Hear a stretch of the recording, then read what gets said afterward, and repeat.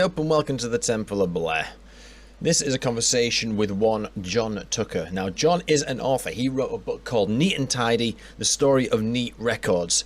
And as such, I took a particular interest in his work, as I'm really interested in exploring those relationships in the early 80s between Roadrunner, Neat, some of the UK outfits which Roadrunner licensed from, and vice versa. And John's the man for it. So this one is very much like a meander, really, between Roadrunner, Neat, and Guardian Records, obviously because of the documentary. Guardian is having a special chapter, if you will, in terms of the Temple of Blair output over the next few months. So I wanted to see if we could try and piece together some theories as to how the network of metal labels at the time operated. Now, in terms of housekeeping, I will often refer to David Wood as Dave Woods, or David Woods, or Davey Wood, or whatever. David Wood is the academically sound way of saying his name. This is probably one of the curses of having a relatively common UK-oriented name. You tend to sort of accidentally nickname it.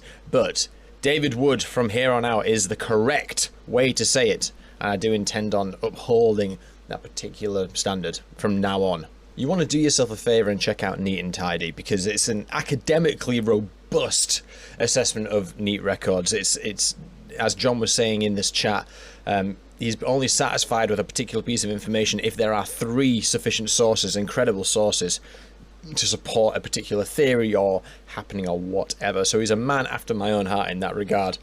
John also has a podcast called Heavier, Faster, Louder on Neat Records, which started last year. And I'll put links to all that stuff in the description. 1, 2, fuck shit up.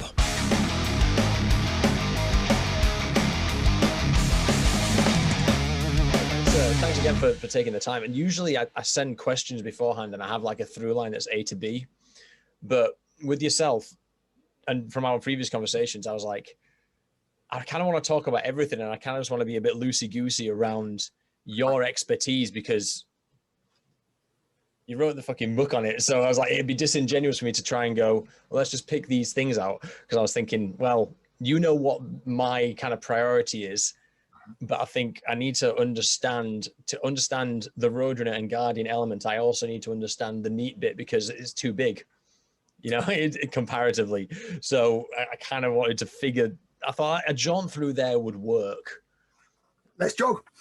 Let's do it, man. So let's start with the book anyway, because as you see, I've been taking notes and making certain references to for my own research. But the thing is, you've got academic sensibilities which are similar to mine because it's fucking dense and it's correctly cited as well. And I'm like, as someone of that world, I'm like, yes. that is the way to do it, isn't it? I mean, it should be, these things should be correct, be academic, but see, fun to read as well.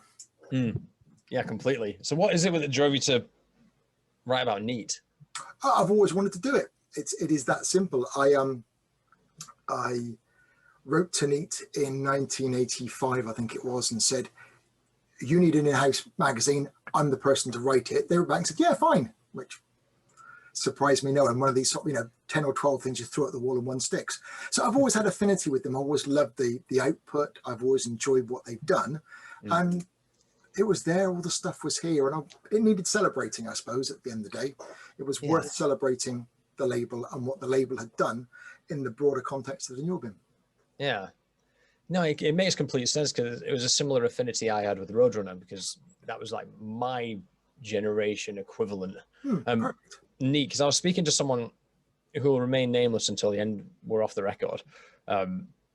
When I was talking about, I want to do something on Guardian and Roadrunner, they said, yeah, there might be a story there, but the big thing is Neat in the area. That's the big thing. And then he started going on about how Dave Wood won the lottery or something like that. I don't know how that story ends, but can you give me like a setting, a landscape in which Neat is sitting? Because it's late 70s, early 80s. There's not many dedicated metal labels, are there? There's Music for Nations, there's Neat, there's Greenwald in the UK. Are there any others? I'm trying to... Well, Heavy Metal Records. Right, okay. And then Ebony came a bit later, came at the same time as Music for Nations. Music for Nations that little bit later. But I mean, your unnamed confidant is correct in one way. I mean, yeah, Neat was the big one. They had their own studio. David Wood had business acumen. He didn't know about metal. I mean, he knew how to sell stuff. But that's brilliant. But it's the underground stuff that's more important. So to be honest, there's got to be a story at Guardian, or they wouldn't have gone for so long. That's exactly the point, right? And this is something I'll be asking the bands as well. It's like, was it second best to Neat? Did they turn down Neat? Did Neat turn you down, therefore you went to Guardian? And then there was a link with Roadrunner, which obviously comes later and comes only to some of the bands, not all of them. Or is it something else? Because, you know, it feels too much of a coincidence that Guardian was just on the doorstep. And you know, so I guess really a studio is a studio, and 9 times out of 10 it's what someone recommends or is what someone likes in their own mind. I mean, I know some of the more Sunderland bands ended up down at Pity Me. I mean, and that's a very interesting question. Why do you use one studio and not another? There must be a lot of trickle down that band recorded there, therefore I want to go there. And I mean, Neat had turned it into a very glitzy machine by then. You send the demo, they write to you and say, yeah, it's okay. We probably can't do anything, but we could do this. If you put the money in, you'll be on the label. So they knew what they were doing. I do get the feeling that sometimes it wasn't an either or. You weren't rejected from Neat to go to Guardian. It was just personal preference, and that'd be worth teasing out with the bands. Except Satan. Why they did that. Satan laughed at over the phone. I love that. I mean, it was always a source of major interest to me as to why one of the closest bands to the studios didn't get there. And then, bloody hell, get license back from the Netherlands. I mean, is this the most ridiculous thing you've heard or not? You could have signed them there and then. Yeah, for context, for people listening who don't know what we're talking about, we're very much sort of early 80s trying to unpick the landscapes between Roadrunner and Neat and obviously Guardian. Guardian having 4 bands which immediately went to Roadrunner through a connection, which is what I have clues on, but I haven't got a direct source on. And Satan, quite a revered new wave British heavy metal band, applied to Neat. I say applied like it's a job, you know, pitched themselves to Neat, were laughed at. They then went to Roadrunner, who then licensed it to Neat, even though they were just on the doorstep. So there's a weird enigma there, and I quite liked our email exchange where we were trying to hypothesize how Case and the gang at Roadrunner picked up on them. Again, it's still going to be a mystery unless I can get those guys on the phone. But keep plugging away. They've got good stories to tell. Yeah, I bet. Do you know anything about Terry? Did Terry Gavigan come up in any of your research while doing the Neat stuff? No, it was because it was independent, it was separate, and it wasn't part of the brief at the time, apart from minor overlaps. I don't even know where he is. I don't know how I would find him. I've got a clue now. Good stuff. Dave King is the center of everything, it turns out, on this project. Fine. So I rang him and said, look, I'm doing this Guardian documentary and they're going to tie it in with Roadrunner, like the stuff we're doing on Zoom, except in person. He's like, oh, fucking great. By the way, the guy recording our new album, he was a junior engineer at Guardian, just by chance. And apparently a few years ago, he knew where Terry Gavigan lived. So he literally just went up, like, this must be like 10 years ago or something. Just went up and knocked on the door, and Mrs. Gavigan answers the door, says, oh, you must be looking for Terry. Just follow the hammer noises. And he's like, what the fuck are hammer noises? All right. So he goes into the garden and he finds a full forge and an anvil and Terry Gavigan hitting away at it, making Zulu spears. That's apparently what he's doing now. He's apparently making, like, presumably wartime recreational memorabilia or props. Right. I haven't been able to pull that thread. I'm not getting any responses, but that's not the point. The point is, it's as we call it a mystery, he was quite central to this, what we're calling an enigmatic, non-Neat, non-Music for Nations body. And he just dropped off the face of the earth, seemed to have some kind of like Tommy Wiseau wealth that's come from where no one can figure out where from. I don't know. It was part of the law, wasn't it? Like, it is. Where's Terry Gavigan? I heard he retired into a mansion. I heard he went abroad. Blah blah blah blah. But no one knows anything. Any of what I've just said is secondhand source. It's nothing. It's nothing good. There's always, no smoke without fire. There's always a truth. There's always a germ of truth somewhere. It would be very interesting to know what his life path was. At what point he decided that this didn't work, this wasn't making money, whatever the ethos was, and abandon ship and make props or whatever he's doing. Let's make props. Yeah. If I do get to the bottom of it, I'll clue you in, of course. But please do. Let's talk about the wider spectrum of things. So we listed off all the labels that were happening at that time. One thing that Dave King mentioned to me was something that I want to run by you, because I'm not too sure because I wasn't around, and there's not a lot of writing detailing this. But there's the new wave of British heavy metal, which conventionally Motorhead, Saxon, Maiden, the lot. But there's the Northeast contingent, which is usually what Neat propagated. Very good stuff, typically ignored by the media zeitgeist of the time. Was that true? Is that something? Did everything live and die by Jeff Barton, I guess, is the question back then? There's a load of things to unpick there. I mean, Motorhead certainly had nothing to do with the new wave of British heavy metal. Jeff Barton was a writer at Sounds, but he didn't name it. The name came from Alan Lewis, the editor. Jeff Barton championed some of it and hated a lot of it, the rest of it. But it wasn't ignored as such, because you had a chap by name of Mick Meadows, who wrote for Sounds, not his real name. Right. Was it Mick? No, Ian Ravensdale. I apologise. Ian Ravensdale, who was based up in your part of the world, and he coined this Northeast new wave of British heavy metal tag. And he wrote quite a lot in Sounds, and he kept with it until such time as, I think he said, Jeff Barton moved on to Kerrang, and that his doors closed at that point, and he lost his way into Sounds.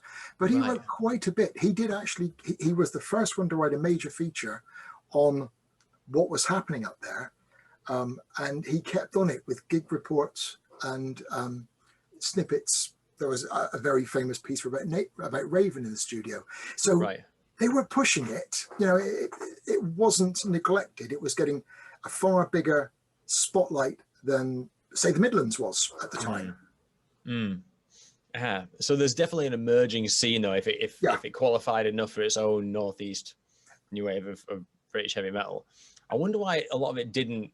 I mean, how many of those bands made it I mean, I use the term made it sort of like very loosely, because the fact that Battle Axe are still going, I think, is kind of testament to the strength of it. Most musicians don't make money regardless of circumstance, even the most famous ones. So the fact that like Satan are going and Battle Axe are still going and Spartan Warrior is still going is like fine. It's completely, as far as I'm concerned, that's making it, having that mentality at that age and still going out and doing it. But why don't we see Battle Axe up there with Maiden, and why don't we see Spartan Warrior up there with Def Leppard or the rest of them? If you could work that out and bottle it, you could make a vast amount of money. And who knows who makes it? I mean, there's some brilliant bands there. Spartan Warrior, Battle Axe, brilliant bands. But did they have that little bit of luck that separated them from everyone else? There's 101 ways how a band can make it. There's some brilliant bands out there, and there's some rubbish bands that sell, not just in this genre, in every genre, that sell vast amounts of records. I think like there's a theory, not a theory, there's like an anecdote I try and use in some of my interviews where I'm talking about, it's usually when I'm talking about A&R and the dark art of A&R, and it's take your favorite band in the entire world and then understand that there's 10 more that are better than your favorite band, but you'll never hear about them because they're scurried away somewhere and they fell out of the net or they fell through the cracks or whatever it is. And I think this Northeast new wave British heavy metal kind of conglomerate and that rabbit hole is the one shade above being completely forgotten and cracked through the net, but just below being lucky enough to like make it through, and make a living out of it and be part of like the household names that we hold so dear. And I think that's why it's so intriguing to me. And that's why the guiding thing is intriguing to me, because it's adjacent to an enigma which was adjacent to a proper vehicle for the propagation of the whole thing. It's just like it's a weird rabbit hole and a rabbit hole and a rabbit hole thing, and it's tangentially related to Roadrunner for some reason. Yeah. And that's why I'm like, it's so, that's why academically I'm like, it's got to be unpacked. It's got to, even though it's a footnote to the Neat story, it's a footnote to the Roadrunner story, it's a footnote to metal in general, but it's like it needs to be, I feel it needs to be unpicked. Yeah, see, I don't see it as a footnote. I think everything adds to the whole at the end of the day. And Yeah, sure. in its own way, Guardian was as important as Neat was for those bands. But if to take your point, if you'd said to Russ Tippins just after they laughed at him and put the phone down at Neat, and if you'd said to him in, I don't know, what it was, 30 years time or so, you'll put out a live album recorded on a North American tour, I'm sure he'd have laughed his socks off. But yeah. Perseverance, it comes round. It's hard work, it's dedication. I think back in those days, a lot of bands expected deals and instant success and touring support and things like that. Loads of filthy lucre in the pocket. Yeah. I think bands are more realistic now. I think they certainly are. A lot of people have wised up to it. I mean, especially when I was speaking to a band called Dream Troll. They're like a local band, like they call themselves like a new wave of British heavy metal band, bringing that sound back. And I'm like, I think that's I use the word disingenuous a lot. I think it's false. I think they elevate the genre too much that it doesn't sound like it. I've had people disagreeing with that, but I'll send you a link later. But they do everything themselves. They do everything on Bandcamp. They promote their own stuff. And then I asked them the other day, like, are you signed yet? Because it is like, in terms of the music, it's great, and I'll champion them all day. There's something special there, and I feel like from a developmental point of view, they're ready to kind of like that. I feel like the next steps are going to be super sort of contemporary and really accessible. And I'm wondering why no one snapped them up. And Guy is quite savvy and just says, well, no one's really offered us anything except for the vague promise of exposure. It's like, yeah, of course, you know what the game plan is. There is no money to be made. The best thing you're going to hope for is someone to fund the vinyls and maybe some US distribution, right? It's got to be, that's the state of play. But back then the deal was the threshold, or at least it was the perceived threshold. I think on that, let's do a comparison of the game plans. So you alluded to it before in terms of the Neat order of business when they took a band on. Can we expand on that a bit? So even if they didn't like the demo, they would allow them to use Impulse Studios and put something out on Neat. No advance, everything entirely from the band. All they've got is the studio time with, what was the engineer's name? Steve Thompson to start with was their producer, then Kevin Ridley, then Mickey Sweeney engineered. Keith Nichol was the main guy. But yeah, you put the money up. Yeah, we will press, say, 1,000 singles. It'll come out under our label. We will distribute it. You'll be able to buy some to sell yourself. You'll get a very minor royalty on everything we sell. But for a lot of bands, and you're struggling, you want to make it, you want to get out there, this was a very different world to what it is now. It was a good deal. It was a way of getting your name out there. You're on a label that people know. You're going to be in Sounds, you're going to be in Kerrang with a bit of luck. There's no internet. You can't do this yourself. I'm a great admirer of bands who do things themselves. No sponsors, no masters, as one of the big festivals says. But you couldn't really do that back then. You didn't have the means to actually market and promote yourselves. So something like Neat or Heavy Metal Records, one of the smaller labels, fine. Seems like a good deal to me. And you're young, you're enthusiastic, you'll sign anything at the end of the day. Let's be brutally honest. Yeah, I spoke to Wally van Mittendorp, who was the VP for Roadrunner in the latter days, but he also was very active in like the Dutch indie scene sort of. I won't compartmentalize it because I'll probably get shouted at. But he made a good point, which was like, these people are like, they're usually in mining towns looking for a way out. And the way out could be the difference between £70 a week and £72 a week being in a band. Yeah. That's enough. Yeah. if you can hustle it enough, you know. So that's the era we're talking about. But did those deals for Neat, did they scale up? So could presumably fucking Raven didn't get the same deal as, say, Blitzkrieg, something like that. fucking Blitzkrieg. Yeah. I don't know. I should have asked this really. I mean, Raven did the 50 quid demo, 50 quid for 6 hours, whatever it is. Yeah. Did that.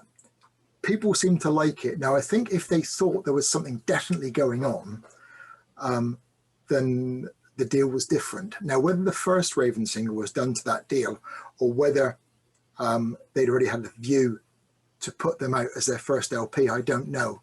But obviously, at some point, David Wood, probably with advice from Steve Thompson, had said, you know, these guys, this could, if you're not the first LP, these could be the ones to do it. And of course, Venom came second. So yeah, so there was a palette, there was a scalability on it. Okay, let me just compare with Roadrunner so we can have like a side-by-side comparison. So the typical deal was, and this is where it's reported slightly differently. So it's kind of 6 to 7 albums. That's amazing. 5K advance. Right. It drifted up and down. Like Jaguar got 8 or something, I believe, according to Gary Peppard. No guarantee of touring support, but they probably would do it depending on the circumstances, because they didn't want to get wrapped into a shit tour like Merciful Fate did with Manowar. All publishing, it's basically the 360 deal before the 360 deal, which is all publishing, all IP, everything, and then a royalty rate goes to the band. The 6 to 7 album deal was, I think this is where people get lost in it, because people, like, when you read where Satan got signed, it's reported in Kerrang as a £30,000 deal. It's not. It's a £5,000 deal times 6. Yeah. You know what I mean? But it's interesting though, because my theory behind that, because the deals are perceived as not great, but if you think about it, a £5,000 advance isn't too shabby for the time. No. And if it's a shot, then you're probably going to take it. But I'm thinking about it from Case Vessel's perspective, because he's got, in those early days, he was doing it out of his front room. Like, even those, like, he wouldn't have thought it, like, considering what Roadrunner became. And the Metal Blade get usually the honor of being the garage, right? The garage record label, but he was in Case Vessel front room, and he was like 40 at the time. Different tale. Yeah, he was an experienced record executive when he started Roadrunner. But if you think about it, Amsterdam real estate, this is the capital of Holland, the capital of and it's a very, obviously at the time, a massive import-export town. It's very expensive to get the brick and mortar over your head. He's got staff. It's not a lot of staff, but you got to pay those wages. And he's signing in 1983 when he's starting. He's signing about 10, 15 bands. So if you think about that, that's fucking 75K out the door. And they're all gambles, because he's not a metaler. He knows how to sell something, but he doesn't know metal. So there's a massive gamble going on. So to me, it's just, I wonder why Case didn't think. Like, I know actually Case did sometimes say, oh, that demo you recorded, boys, I'd like to sign you, but I'd like to put the demo out as a record. Yep. That happened with Realm, although it didn't happen. That was the proposal. Where do these deals come from? Where does this? Yeah, I'm just trying, because it happens independently of each other, and it's interesting how similar it is. I imagine David wouldn't do 6 album deals, no. But it's an option after the second. So a 6 album deal is never a 6 album deal unless those first 2 do really well. No, it's a stack deal at the end of the day. But it does sound, from what you're saying, that Roadrunner was let's say a proper label. Yeah. Whereas David, I mean, they were banging stuff out, and the quality control did start to slip after all. Let's be honest, some of it was a bit patchy. But it sounds like that Roadrunner were actually prepared to be a proper label. I mean, Woodsy would very rarely put out tour support. A lot of small labels didn't. I'm having a conversation with someone at New Renaissance once, and they said the same thing. It's not our job for tour support. Our job is to get the records out there. Everyone sees things differently. But from what you were saying, it seems that far more old school music orientated contract from Roadrunner compared to the, was it buy them cheap, buy them big, sell out cheap sort of thing that a lot of independent British labels were doing. How old was Dave Wood when he started Neat? He's gonna be in his must be at least in his 30s, if not, I would say early 40s. Same age as, and did he have a, well, roughly same age as Case Vessels. Did he have a background in music? He had a music background, but a very broad brush approach. And he had all, he basically had the studio. He bought the studio, having got a little bit of experience. And then it was really a matter of all these different, almost novelty labels that he put together to launch whoever came in. And, as the book says, Neat was just one of it. We always thought Neat was a great label with this cool studio. No, Impulse was a studio with all these labels, of which Neat was just one.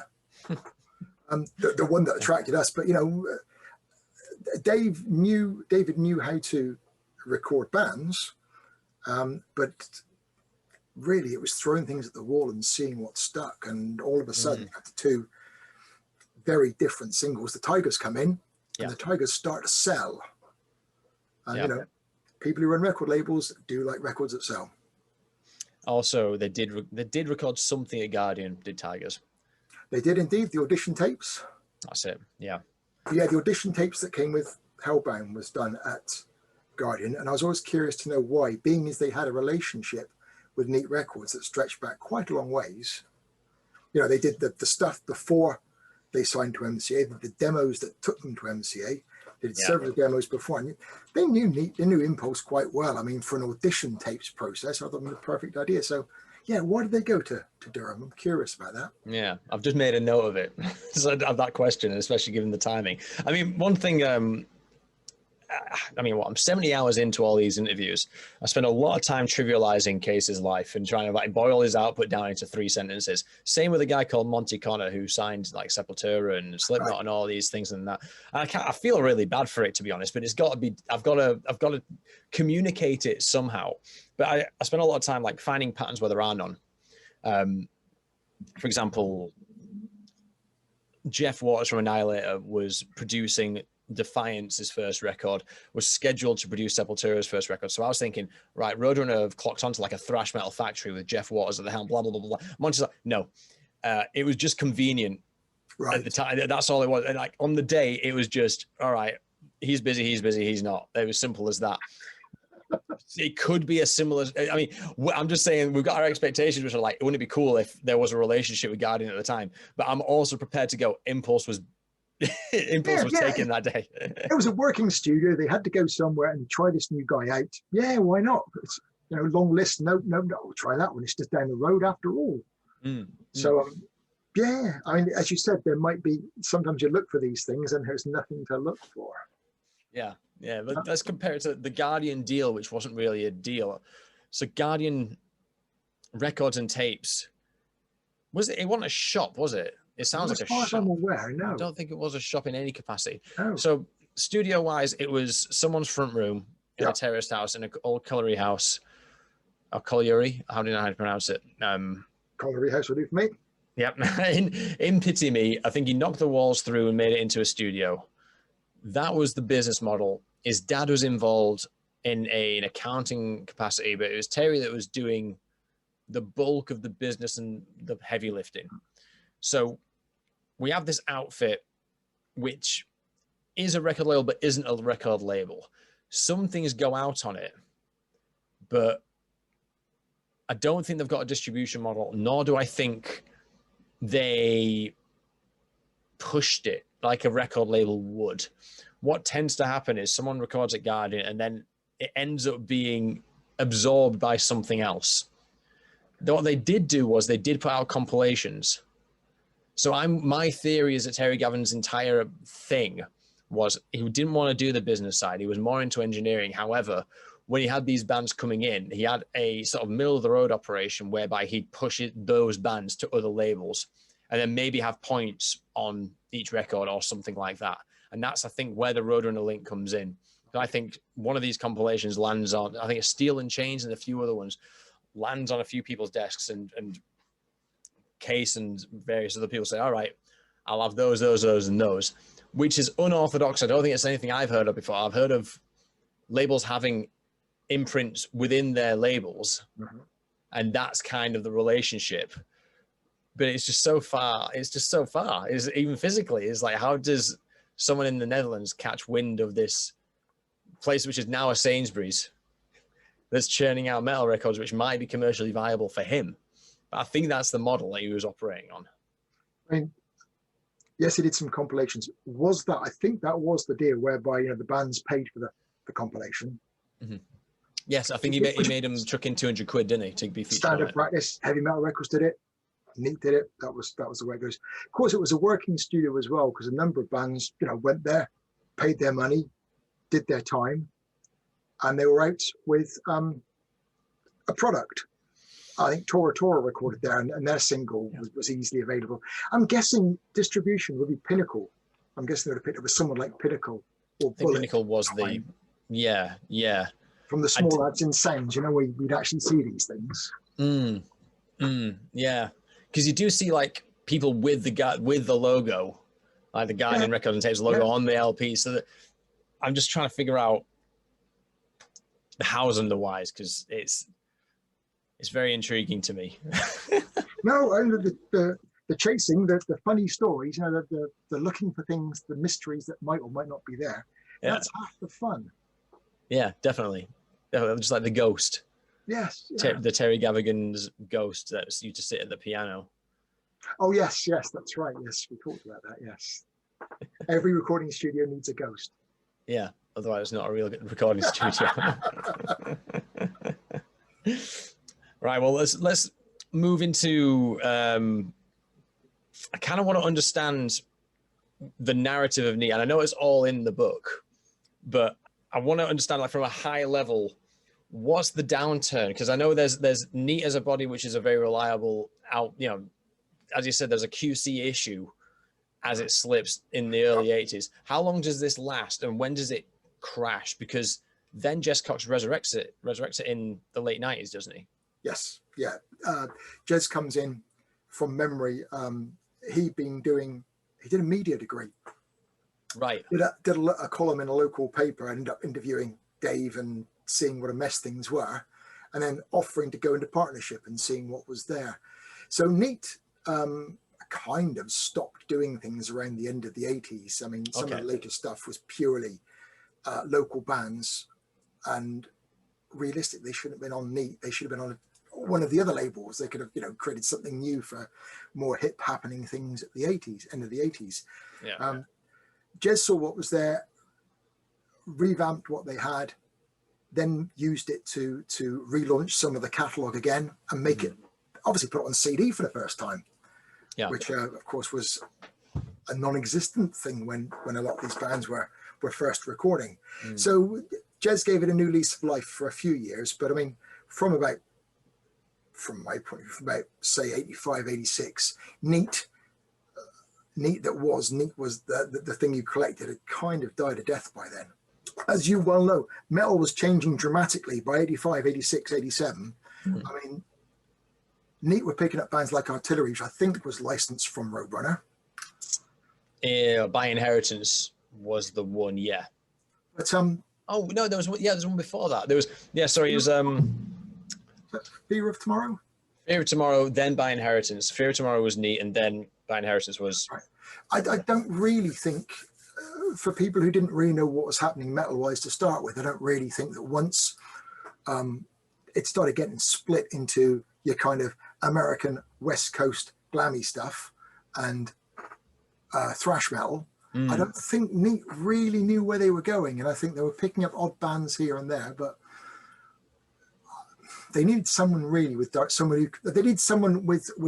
knowledge of the scene, and that's what they didn't have. They had someone who was good at selling records. Was that the engine? That's the Steve Thompsons of the world who had the ear to the ground, right? Yeah. And they no longer had this. They still had bands, they still had bands doing the rounds. They had Ice and Dogs, who were doing very well. Avenger put out some two great albums, but it was, I think it just went the way of all things. No empires last forever. And I think it had run its course. I think it was that simple. And I think Dave still had the studio. He was still, as I said, still working with other bands. Other things were still happening. But Neat was no longer his primary importance, I guess, his primary interest. It was the right thing at the right time, certainly, for the new wave of British heavy metal to come along. It was perfectly placed to put Yeah. most of the bands in the Northeast on the map, if Yeah. only for a few minutes. Which is another reason why Guardian is so intriguing, because the business model of it, of the band will pay for it and et cetera, it's the same as Guardian. And it's just so strange to me. Were bands so desperate to get recorded that they would trade in the opportunity to have that reliable name attached to their, their band? But life was crap, especially up in your neck of the woods. Everything was being closed down by the government. You had unemployment, or the factory, or the bit of luck, sports, or music. There were your ways out. Well, two ways out, really, of a pretty crappy factory life. So when someone says, I could make you a star, this is doing that a second. Yeah, that's all right. If someone says, I can make you a star, where's the dotted line? It's, yes, it is desperation, but, bands were making it. And especially in the punk years, you could see that, a lot of bands made it who, face it, weren't that talented. So why not, give it a shot? These guys look like they know what they're talking about, even if they don't, So, I would sign it. I would probably, as a 20-year-old with no life experience whatsoever, if someone says, I could make you, I'll take your tape, I'll stick it on an album, and you're set. And I'd probably be thinking, next stop, Madison Square Garden. Yeah. So let's talk about what survived that era then. So we're thinking mid-80s, the catalyst was, we're saying glam, are we? Or just a number of it having run its course and a few other things happening to the new wave of British heavy metal, which kind of created some of that downturn. What survives? Music for Nations survives. Yeah. Music for Nations prospered, but then it did a better deal with Metallica. And Megaforce. Megaforce severed ties after the second album, whereas Music for Nations had them till the third. Yeah. So Music for Nations, again, they seem to me, and I don't know, I might be wrong here, but they seem to be a bit like your Roadrunner model. They seem to be wanting to be an established metal label. They survived well. Roadrunner went from strength to strength. It seemed to have a period in the mid-80s when it just seemed to be banging out European thrash metal, some of which was not great. Yeah. But then it's had some amazing bands and some amazing signings. Heavy Metal Records kind of went up its own arse. And it never seemed to be serious, is perhaps the wrong word, but it seemed to dabble. It never seemed to be quite the same league. Ebony signed everything it could and then went bust. Yeah. I mean, it's the second label, Criminal Response, and that went bust. Mausoleum over in Belgium started to struggle. Yep. So a lot of these labels, just all of a sudden the world was changing, and I'm not sure some of these labels could catch up with it. But having said that, some overstretched. Some definitely overstretched themselves. I think with Roadrunner, I can speak to its longevity with a degree of knowledge. Because I think if you look at their catalogue, the direct signings are, there's sometimes there's some years of expansion of a load of bands you've just never heard of, and some there's quite a lot going on.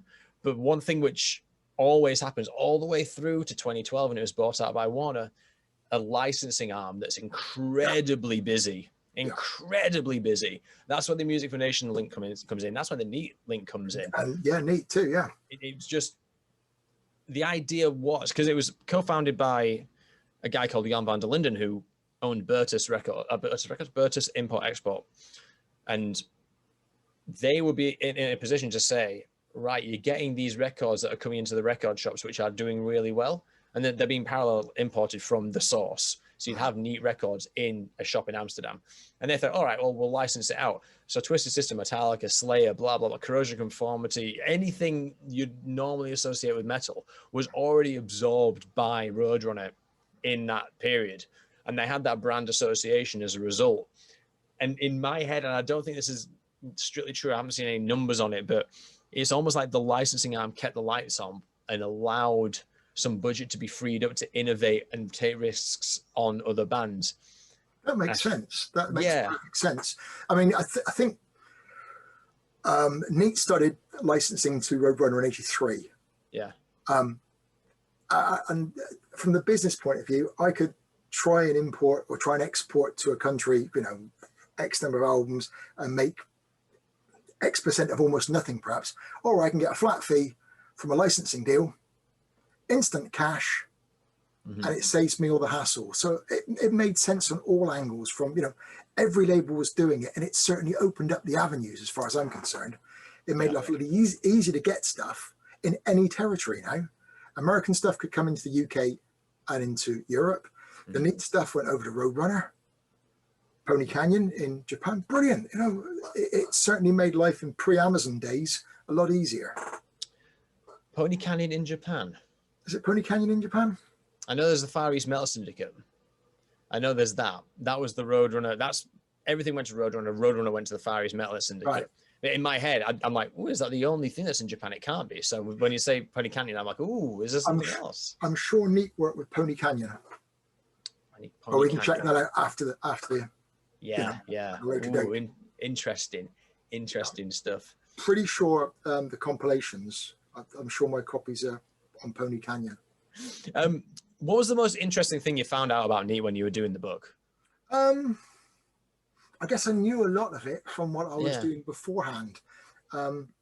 So there were no great surprises. I mean, I guess there was so much of, you know, everyone thinking that everyone else, they were getting ripped off to fund everybody else. And it all seemed like, especially the Raven Venom thing, and at the end of the day, when they sat down and talked to each other, they found out they were both in the same boat, but they seemed to be played off.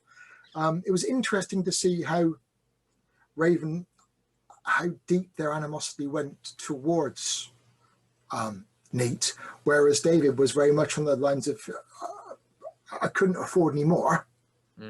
They had what they had. And I mean, he was a businessman. That's his job.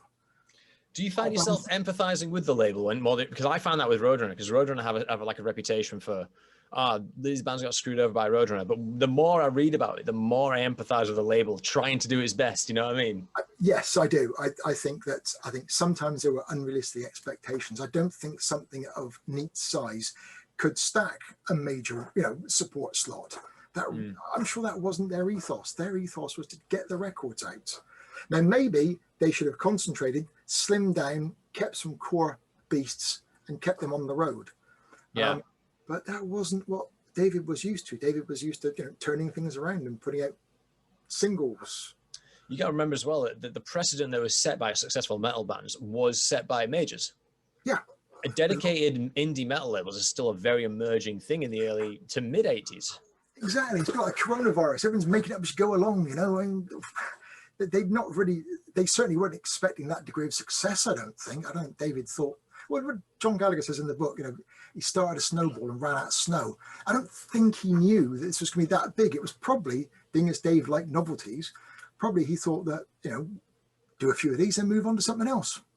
Yeah. It's I've heard some people say that about Case as well. I don't know. It's difficult. It's difficult to say. I can't speak for him. Like, he seemed like he was in it because he was a records executive from the fucking 60s. He'd worked with like acts like QB and the Blizzards and the Bachman Turner Overdrive. Like, he was no joke in terms of his A&R capabilities. But at the same time, the company itself was set up as like a gadget dealer. It wasn't necessarily set up as a record label until Jan van der Linden came in and said, "Twisted Sister selling, off you go." How big did Neat get in terms of an operation? How many did you know what the head count might have been? What, in terms of bodies? In terms of body, people working there, secretarial or otherwise, or, you know, who's three? It was always. You had David. You had. Let's be generous. So you had David at the top.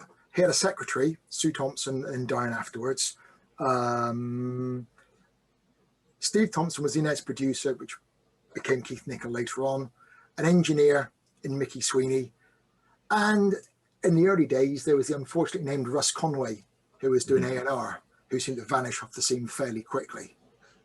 So at its maximum, you have 5 bodies in there, but I never saw more than David, the secretary, and whoever's producing or engineering on the day, because the legacy implies that it's a much bigger operation. Not much bigger, but let's say 30, 40 people.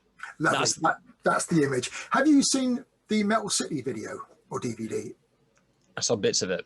It's available. It's on some on YouTube. But they'd stacked. At one point, there's an office scene, and they must have got everyone and their dog in there because it was never like that. You know. I love the fake phone calls on it. It's so bad. Don't do that, for God's sake! Don't do that. Yeah, they're a rough set of lads, but they're really nice. See ya. David had his own office, but would normally sit in the main office, and that was it, really. And that way, they could both keep their eye on the storeroom door before they put a lock on it. But it was what it was. It wasn't meant to be Warner Brothers. It couldn't compete with that. But with a bit of a nudge. And this is the wonders of hindsight, it perhaps could have been that little bit more, but I don't think David wanted that. No. It would run its course and then he'd launch another label. Simple as that. I think that was the plan. Yeah. And I think it had much more longevity than you ever assumed it would. Interesting. That's absolutely fascinating. And I guess you could do. I don't even think it'd be conceivable now. Just like I don't know. A different mindset of just going, start a business, run it to the ground, go to the next one. It's just, or just don't get bored. But you've got the end of the day, you've got the studio. The studio is always there. So whether he's doing, the jazz stuff or the folk stuff or whatever, with all these different labels, there's always someone who wants a recording studio. Even for voiceovers, there's always the thing was kept working pretty much 7 days a week. Yeah, I guess that was it. Maybe the business model was maybe it was like Guardian in a way. It's a studio first. Yeah. It's a studio first, and then whoever comes in and books it, bingo. Yeah, and everything, the actual business side of NEAT as a commercial entity and a label is like an afterthought, maybe. Yeah, that's so crazy. That's absolutely insane. It's completely opposite to what I thought when I was, massively buying this stuff in the early 80s. I just thought it was a label with a studio, not a studio with a number of labels. Yeah. So what other labels came under it then? So that was the big eye-opener for me, I suppose, this whole perception that to turn it around. What did I learn about NEAT? I learned that NEAT wasn't what I thought it was. Yeah. I wonder if who was the guy from Music for Nations again? Martin Hooker. I wonder if he knew that. I wonder if Case knew that. I wonder if everyone knew that. Because it's such a big fucking thing as new wave British heavy metal. It's so influential in terms of, even as we say, they were all kind of diamonds in the rough, and not a lot of them made it to a great amount of success. But again, the legacy there, it's so well recorded as a legacy. But as you say, it's fucking tiny. I wonder if the other business partners knew that.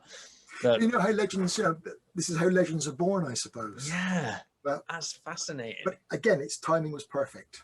You probably couldn't have plucked the date out of the calendar better than getting that Tiger single out in December 79.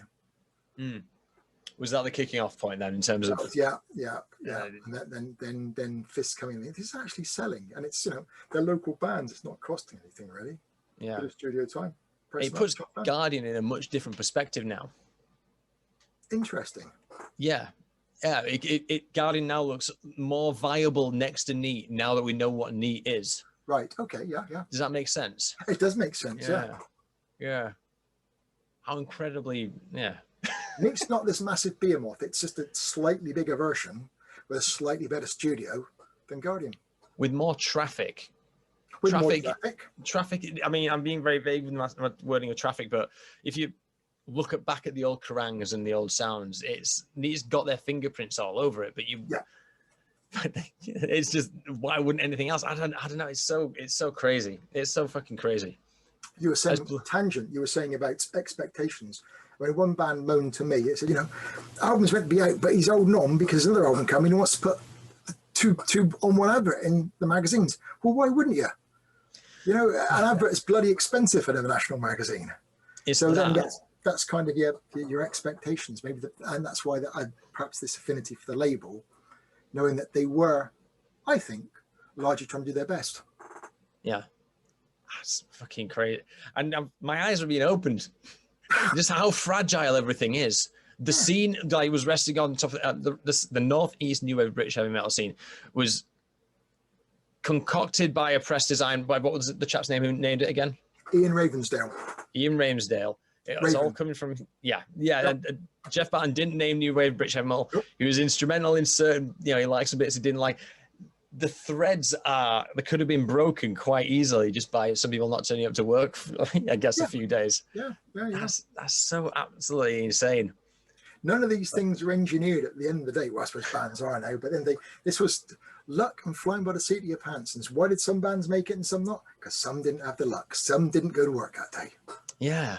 And with my entire ethos in the Roadrunner project is trying to prove the point that it was by design. Well, at least there was a lot more design and engineering involved as opposed to fluke. There was obviously a lot of flukes in there, but there's so many things that were deliberately done. It's just blowing my mind.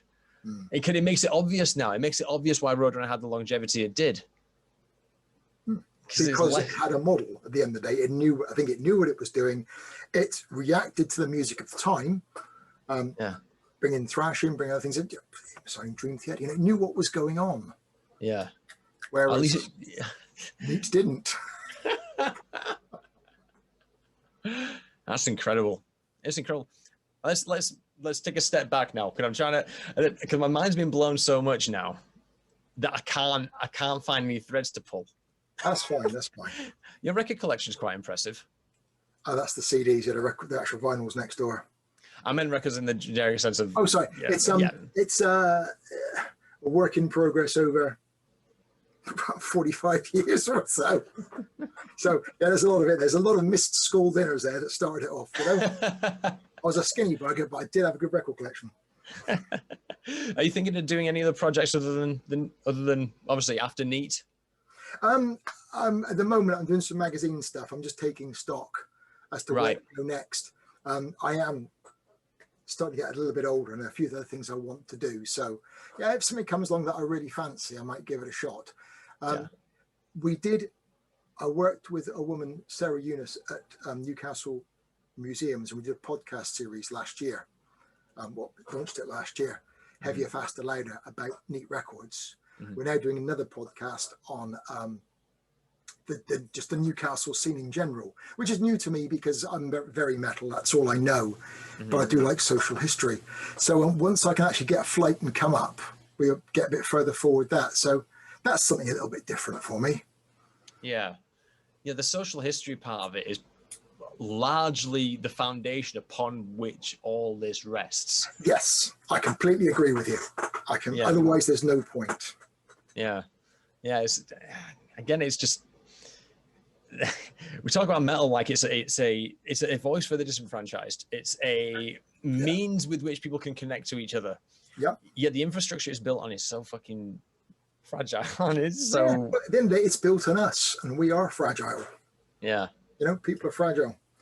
And chuck in Lady Luck as well, and the whole thing is, you wouldn't build a bridge like this. Let's put it that way.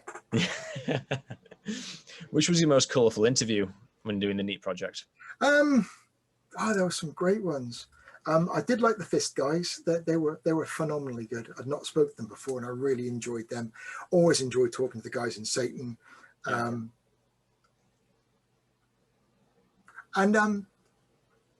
guy from White Spirit, Malcolm Pearson, was very, very open. I enjoyed it, and we had to cut his stuff right back because there's an awful lot of it. But because a lot of this stuff didn't really translate well out of the Northeast. I went to university and I met a chap from Durham, and he said, "Oh, White Spirit supported Gillan in 1980." And he said, "I've seen White Spirit hundreds of times." I'm thinking, White Spirit, God, I'd love to see this band. I come from the South. I've never seen them.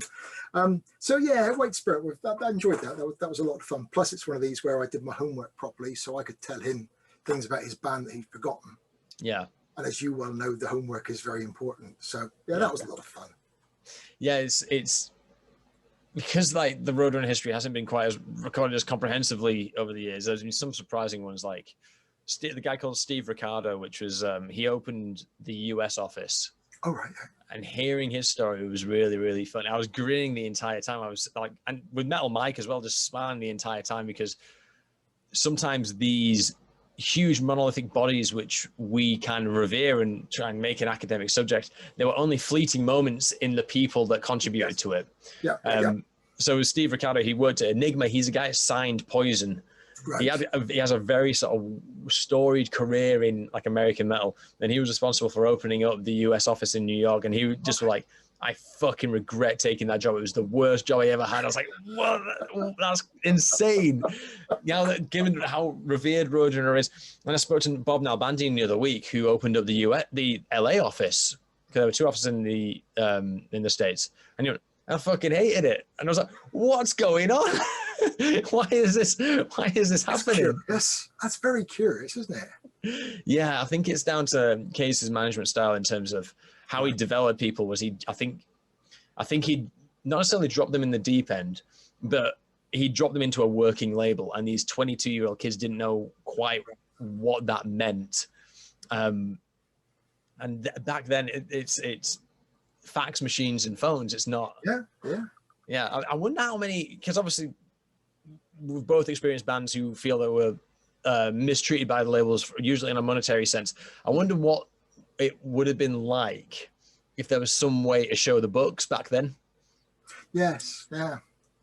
I bet. Yeah. I mean, I bet because now audits aren't hard to do. So bands can see straight away how much money have we made, and they'll be able to go, this is it, and this is I've shown my working, and this is the entire thing. You can even see you can see how many Spotify streams you've got. You can see what that translates to. You just didn't have that in those days. So it's almost a shame, and it makes you realize how junior the scene and the actual industry is, because so much time was probably wasted with the animosity between these bodies and bands and labels, because they think they're fucking each other over when really they're probably not.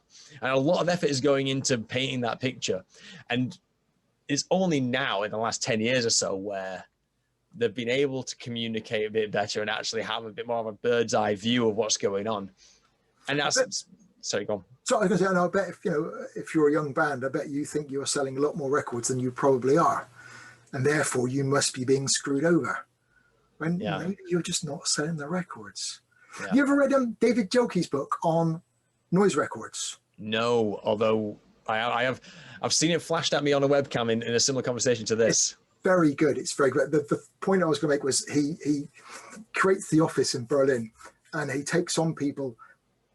He takes on a PR person more for her personality than her skills. He knows she can do something. And he basically, to take your point about Roadrunner, he basically, on her first day, says, there's your desk, do something. I think I'd have gone home at that point. But yeah, that's a good book. That's worth a read. Anyway, that's off target, but it's worth a read. I think it's a good point, though, because there's nothing to support this directly, but from what I can see, with people have their relationship with Case, they always walk away with a kind of paternal feeling. And these are the ones that have been there and had a prosperous career are the ones that really, really respect him. Right. And okay. I think it's down to the fact that he's unambiguous in his communication, and he gets that you're 22 and haven't done it before. Right. So he is in there to develop it with you. And I think that's in a similar way, it's less about what can you do, and it's more your personality. Can you be molded? Can you put up with some shit? Because the actual learning curve is quite aggressive. So just saying, right, off you go, makes sense to me in that context. Yes, yeah. And to be fair, probably he didn't actually know himself what he wanted people to do. Just he wanted a PR person, you PR, whatever that means, Yeah. But again, that's the nature of this. People were making it up as they went along, and that probably makes it a lot more interesting for the rest of us now. Yeah, especially when we're seeing people trying to administrate metal these days. And I say this on the podcast all the time. It's about a knowledge transfer, so we know what to do with it, because Roadrunner did it best. I mean, it can seat your pants shit, but there's got to be something there that speaks to the longevity of it. Yeah. Hopefully we'll crack that nut. Indeed, yes. Right, it's been an hour. I'm glad I went in with just let's just talk talk around these things, because I feel like I've learned a lot now. Jim, it's been a pleasure. I've really enjoyed this. Yes, thank you very much. Thank you. Take care now. You too. All the rest.